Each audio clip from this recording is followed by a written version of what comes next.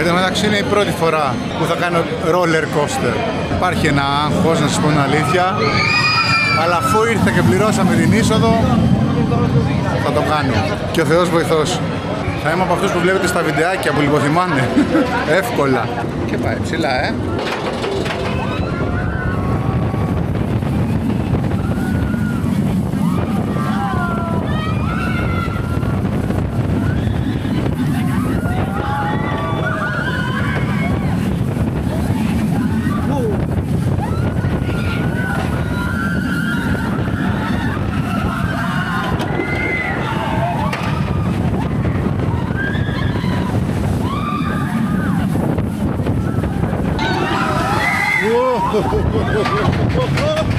Μάγκα μου!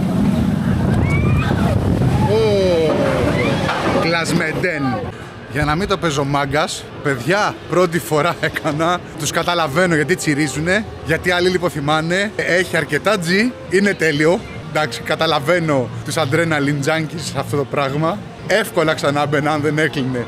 Χάνεσαι, δεν νιώθεις. Εντάξει, όποιος δεν έχει κάνει, να πάει να βρει ένα roller coaster καλό, να μπει, να τρελαθεί. Χάνεις τη γη κάτω τα πόδια σου. Νιώθεις άλλες δυνάμεις πάνω στο κορμί σου. Όπο τέλειο. Τέλειο, τέλειο.